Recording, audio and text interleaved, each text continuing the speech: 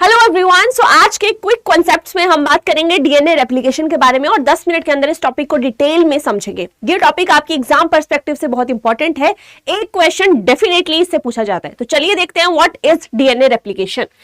देखिए, पहले तो उसका मतलब है डीएनए रेप्लिकेशन। रेप्लिकेट करना मतलब अपनी कॉपी बनाना। किसी भी चीज को अगर हम रेप्लिकेट करने के लिए बोलते हैं तो मतलब सीधा सा बात है कि हम उसकी कॉपी बना रहे हैं, उसको रेप्लिकेट कर रहे हैं, राइट।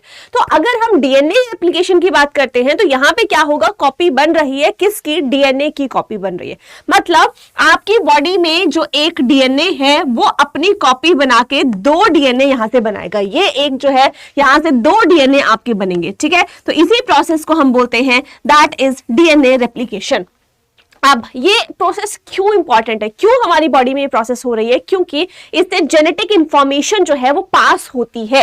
किससे पास होती है? Cell to cell. एक सेल से जब 2 सेल बन रहे हैं तो अब एक सेल में डीएनए है तो अब उसको रेप्लिकेट करके, अब एक सेल है उसमें एक डीएनए है, जब वो टूट के 2 सेल बनाएगा तो दोनों के दोनों डीएनए, एक डीएनए दोनों में तो नहीं जा सकता या आधा आधा नहीं जा सकता, तो उसके लिए इसको पहले रेप्लिकेट करना पड़ता है ताकि एक complete set of genetic material, complete information जो है वो आपके दोनों सेल्स में मिले।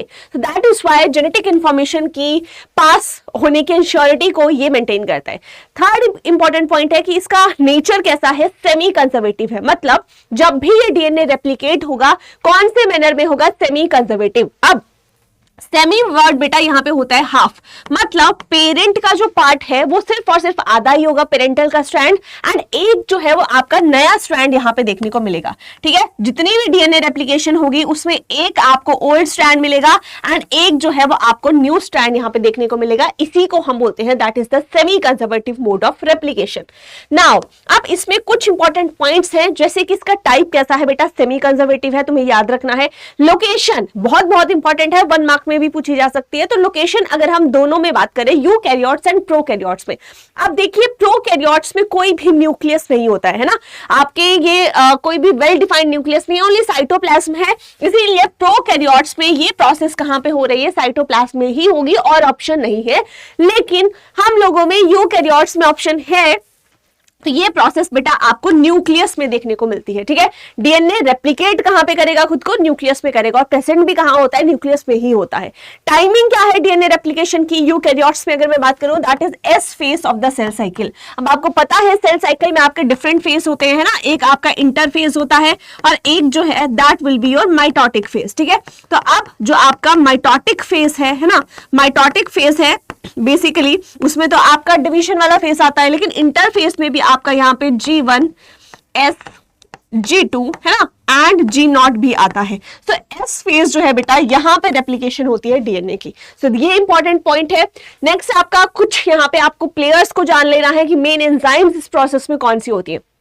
पहली बात है बेटा हेलिकेस। अब देखिए ये आपका लेट सपोज आपका डीएनए है, ठीक है। अब ये डीएनए जो है इसमें बॉन्ड्स होंगे, सीधी सी बात है, ये यहाँ पे बॉन्ड्स होंगे, है ना। जो भी आपके न्यूक्लियोटाइड्स हैं वो बेसिस हैं आपके ना, प्यूरिन, पिरामिडीन्स, जो भी आपके न्यूक्लियोटाइड बेस पेयर्स है वो आपके बॉन्डिंग हाइड्रोजन बॉन्ड्स के साथ कनेक्टेड होते हैं। अब यहाँ पे ऑलरेडी वो प्रेजेंट हैं, दोनों स्ट्रैंड्स एक दूसरे के साथ चिपके हुए हैं, तो उनको तोड़ना पड़ेगा, मतलब दोनों स्ट्रैंड्स को अनवाइंड करना पड़ेगा। तो उसके लिए बेटा एक एंजाइम होती है दैट इज डीएनए हेलिकेस।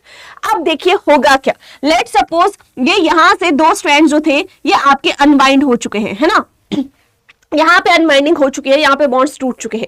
अब यहाँ से अगर नया एक डीएनए बनना है तो यहाँ पे शॉर्ट स्ट्रेच जो है वो प्राइमर का चाहिए होता है। उसके लिए बेटा आती है आपकी प्राइमेस, जो कि क्या करती है, छोटा सा आरएनए प्राइमर का शॉर्ट स्ट्रेच ऐड करती है। अभी देखेंगे भी हम 3D में कैसी पूरी प्रोसेस हो रही है।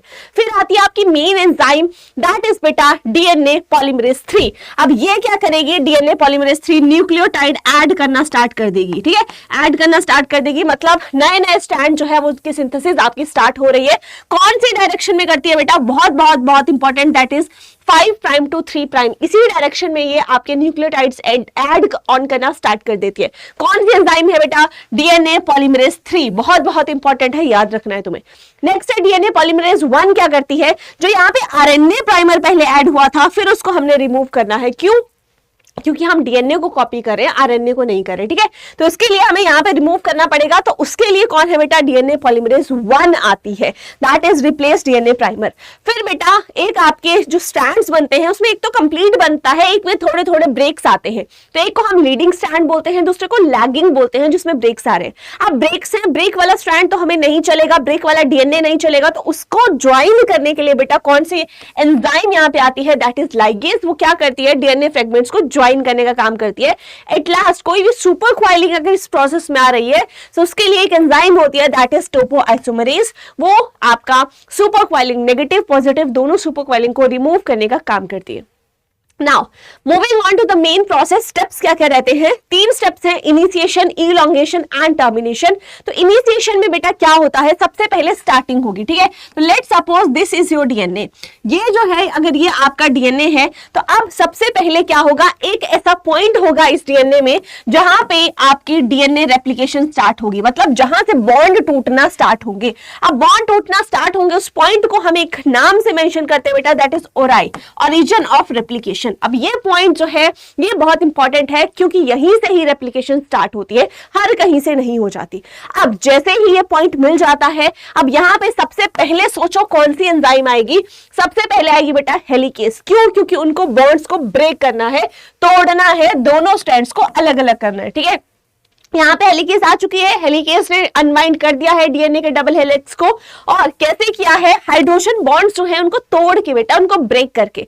अब यहाँ पे ठीक है, हमने बोला कि ये 2 बॉन्ड्स जो है ये टूट गए, उसके बाद ये जो है ये ब्रेक होना स्टार्ट हो गई, ये स्ट्रैंड्स अलग हो रहे हैं, लेकिन क्या गारंटी है कि वापस से रीज्वाइन नहीं कर सकते। उसके लिए यहाँ पे एक और प्लेयर आता है हेलिकेस के सपोर्ट में, उनको बेटा हम बोलते हैं SSBPs, that is single stranded binding proteins. अब ये क्या करती हैं, जैसे ही बेटा यहाँ पे ये स्ट्रैंड अलग हो जाते हैं, ठीक है, जैसे ही यहाँ पे स्ट्रैंड अलग हो जाते हैं ना बेटा, जस्ट देखना है ना, बहुत ध्यान से देखना। लेट्स सपोज यहाँ पे अनबाइंडिंग हो चुकी है, तो यहाँ पे ये SSBPs यहाँ पे आके दोनों स्ट्रैंड्स को आपके अलग अलग से पकड़ लेती हैं, ताकि ये रीजॉइन ना कर जाए, ठीक है। हेलिकेस तो तोड़ रही है, यहाँ से हेलिकेस तोड़ते हुए जा रही है इन बॉन्ड्स को, लेकिन यहाँ पे SSBPs क्या कर रही हैं, अटैच हो जा रही है दोनों स्ट्रैंड्स के साथ, ताकि आपस में ये रीजॉइन वापस से ना कर पाए। तो उसके लिए SSBPs आती है। देन टोपोआइसोमरेज, या जिसका दूसरा नाम क्या है बेटा, डीएनए गायरेज, ठीक है। बैक्टीरिया में डीएनए गायरेज बोलते हैं, और यूकैरियोट्स हम लोगों में टोपोआइसोमरेज बोलते हैं। तो उसमें क्या होगा, कोई भी स्ट्रेन आ रहा है यहाँ पे ब्रेकिंग में या है ना तोड़ने में, उसको रिमूव करती है। एट लास्ट आपके पास एक रेप्लिकेशन फोक जो है बेटा वो बन जाती है। ऐसे कुछ आपका स्ट्रक्चर यहाँ पे देखने को मिलता है। अभी हम डायग्राम में देखेंगे कैसे पूरी प्रोसेस होती है। तो that is the initiation point. Initiation के बाद बेटा इलॉन्गेशन स्टेप आता है। इलॉन्गेशन में प्राइमर था वो ऐड होगा, उसके बाद न्यूक्लियोटाइड्स के एडिशन होकर स्ट्रेच होगा, पूरा स्ट्रैंड बनेगा। तो अब प्राइमेज एंजाइम जो आरएनए प्राइमेज थी वो क्या करेगी, एक शॉर्ट आरएनए प्राइमर है उसको ऐड करेगी, ठीक है। उसके बाद डीएनए पॉलीमरेज 3 आ चुकी है, मेन एंजाइम डीएनए पॉलीमरेज 3, वो ऐड करना स्टार्ट कर देगी न्यूक्लियोटाइड्स, लेकिन कौन सी डायरेक्शन में, दैट इज 5 to 3 प्राइम, है ना, ये आपको पता होना चाहिए। क्लियर होगी बात। अब 2 स्ट्रैंड्स हमारे बन रहे हैं, एक लीडिंग है दूसरा लेगिंग है। लीडिंग मतलब कॉन्टिन्यूअसली सिंथेसाइज हो रहा है, कोई भी गैप नहीं है।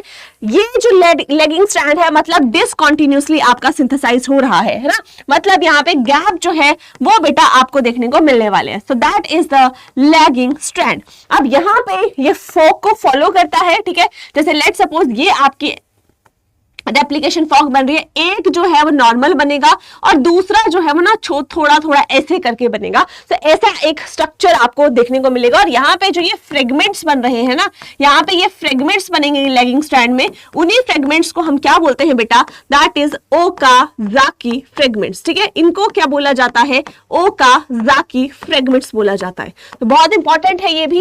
नेक्स्ट बेटा टर्मिनेशन। अब सिंथेसाइज हो चुके हैं स्ट्रैंड, अब हमें इस प्रोसेस को कंप्लीट करना है। तो टर्मिनेशन के लिए बेटा जो आरएनए प्राइमर यूज हुए थे स्टार्टिंग में पुश देने के लिए, उनको हमें हटाना पड़ेगा, क्योंकि डीएनए की सिंथेसिस हम कर रहे हैं। तो यही यहाँ पे होता है, कौन करता है बेटा, डीएनए पॉलीमरेज 1 करती है, जो कि उनको रिमूव करती है। नेक्स्ट बेटा अब हमारा स्ट्रैंड जो है कैसे बने थे, एक तो नॉर्मल बना था, एक ऐसे बना था। तो अब यहाँ पे इन गैप्स को सील करना है बेटा। सील करने के लिए कौन सी एंजाइम आती है, दैट इज डीएनए लाइगेज यहाँ पे आती है, ठीक है। लाइगेज लाइगेशन करती है, ज्वाइन करती है ओकाज़ाकी फ्रेगमेंट्स को और एक कॉन्टिन्यूअस स्ट्रैंड बनाती है एंड एट लास्ट आपके पास 2 डीएनए मॉलिक्यूल्स देखने को मिलते हैं। तो ये थी पूरी की पूरी प्रोसेस। अब डायग्राम से देख लेते हैं, देन 3D से एक बार समझेंगे। नाउ बहुत ध्यान से देखना, ये आपका ओरिजिनल डीएनए है, ठीक है, that is the original DNA. अब यहाँ पे ये ओरिजिनल डीएनए आपका यहाँ पे है। अब यहाँ पे क्या हो रहा है, देखो ये बॉन्ड्स टूट रहे हैं, कौन सी एंजाइम तोड़ रही है, ब्लू से कलर में आपको ट्राइंगल शेप में दिख रही है, क्या नाम हो सकता है, डीएनए हेलिकेस हो सकता है। तो पहली प्लेयर तो ये है। नेक्स्ट, अब दोनों स्ट्रैंड्स टूट चुके हैं, वापस से रिजॉइन ना कर जाए उसके लिए यहाँ पे देखिए ये SSBPs यहाँ पे आ चुकी है ना, यहाँ पे ये आपको ब्लू कलर में, पर्पल कलर में दिख रही होंगी। तो दीज आर द बेटा SSBPs है ना, single stranded binding protein. Second player आपका यहाँ पे आ चुका है। नाउ क्या होगा, अब यहाँ पे सिंथेसाइज होगी अगर स्ट्रैंड की, तो हमें एक शॉर्ट स्ट्रेच चाहिए किसका, आरएनए प्राइमर का। यहाँ पे देखिए आरएनए प्राइमर का कौन, यहाँ पे देखिए यहाँ पे शॉर्ट स्ट्रेच के लिए कौन आएगा, दैट इज प्राइमेज है ना। डीएनए प्राइमेज जो है वो यहाँ पे आपकी आ रही है, एक एड ऑन कर दिया है ना। उसके बाद कौन आती है बेटा, डीएनए पॉलीमरेज 3 आती है, ठीक है। डीएनए पॉलीमरेज 3 यहाँ पे आती है एंड वो क्या करती है, स्ट्रैंड की बनाना स्टार्ट करती है, ठीक है। एक तो आपका बिल्कुल कॉन्टिन्यू बनेगा जो कि 5 to 3 प्राइम बनेगा, जो उल्टा बनेगा वो आपका फ्रेगमेंट्स में बनेगा, ठीक है। अब एक तो लीडिंग स्ट्रैंड है, दूसरा लैगिंग स्ट्रैंड है। लैगिंग स्ट्रैंड में आपके पास फ्रेगमेंट्स हैं, उन्हीं फ्रेगमेंट्स को हम क्या बोल रहे हैं बेटा, ओकाज़ाकी फ्रेगमेंट्स बोल रहे हैं। अब फ्रेगमेंट्स हम ऐसे तो रख नहीं सकते, उनको हमने सील करना पड़ेगा। सील करने के लिए कौन सी एंजाइम आ रही है बेटा, दैट इज डीएनए लाइगेज यहाँ पे आ रही है ना, जो कि लाइगेट कर रही है, यहाँ पे रीज्वाइन कर रही है। एंड एट लास्ट कोई भी सुपर कॉइलिंग है उसके लिए यहाँ पे टोपो आइसोमरेज आपकी होती है। दैट इज बेटा डीएनए रेप्लिकेशन की कैसे पूरी प्रोसेस आपकी हो रही है। नाउ अगर हम 3D में देखें, यहाँ पे देखिए दिस इज द हेलिकेज। ये हेलिकेज जो है ये आपकी क्या कर रही है, बॉन्ड्स को ब्रेक कर रही है ना। उसके बाद ये SSBPs जो है ये आपके अटैच हो चुकी है यहाँ पे, और ये यहाँ पे ज्वाइन कर चुके हैं कि ये रीज्वाइन ना करे, इसीलिए उनको होल्ड करके रखा है दोनों स्ट्रैंड्स को। अब उसके बाद देखिए फर्स्ट स्टेप ये हो गया। सेकेंड में अब आरएनए प्राइमेज आई, ठीक, डीएनए प्राइमेज आई, सॉरी, डीएनए प्राइमेज जो है वो क्या करेगी, एक आरएनए प्राइमेज क्या करेगी, आरएनए प्राइमर का शॉर्ट स्ट्रेच आपका ऐड करेगी। देन आपकी पॉलीमरेज 1, डीएनए पॉलीमरेज 1 आके डीएनए की न्यूक्लियोटाइड्स जो है वो ऐड ऑन करना स्टार्ट कर देगी। सेम गोस विद दिस है ना, सेम गोस विद दिस। तो एक तो कंटिन्यू बनेगा, दूसरा डिसकंटिन्यू बनेगा। जो कंटिन्यू बना बेटा तुम्हारा उसको हम लीडिंग बोलेंगे, जो डिसकंटिन्यू वाला है उसको हम लैगिंग बोलेंगे। नाउ ये जो शॉर्ट स्ट्रेच है आरएनए प्राइमर का, इसको रिमूव करने के लिए कौन सा एंजाइम आएगी, दैट इज बेटा डीएनए पॉलीमरेज 1। और यहाँ पे जो आपका लैगिंग स्ट्रैंड है उनको ज्वाइन करने के लिए कौन आएगा बेटा, उनको ज्वाइन करने के लिए आता है दैट इज डीएनए लाइगेज। अब जैसे ही ये सारी के सारी आपकी है ना, ये लैगिंग स्ट्रैंड है, ये देखिए अब यहाँ पे आपकी डीएनए लाइगेज आएगी, ठीक है, डीएनए लाइगेज आएगी और ये जो है डीएनए पॉलीमरेज 1 पहले रिमूव कर देगी, और उसके बाद देखिए डीएनए पॉलीमरेज 1 रिमूव कर रही है एंड लाइगेज आके दोनों को ज्वाइन कर देगी। तो दैट समराइज बेटा, that summarise the DNA replication. यहाँ पे आप बहुत डिटेल में अच्छे से देख सकते हो कैसे पूरी प्रोसेस हो रही है एंड कैसे डीएनए रेप्लिकेट हो रहा है, right. So that is all. I hope आपको ये टॉपिक क्लियर हो गया होगा। इसमें 1 या 2 क्वेश्चन जो है वो आपके एग्जाम में पूछे जाते हैं। ऐसी और कॉन्सेप्ट्स के लिए आप हमारे चैनल को सब्सक्राइब कर सकते हैं। प्लस अगर आपको फ्री कंटेंट चाहिए, नोट चाहिए या एडिशनल कोई भी स्टडी मटेरियल चाहिए, so this is our Telegram channel, यहाँ पे आप उस सब चीज को एक्सेस कर सकते हो। सो that is all, thank you very much.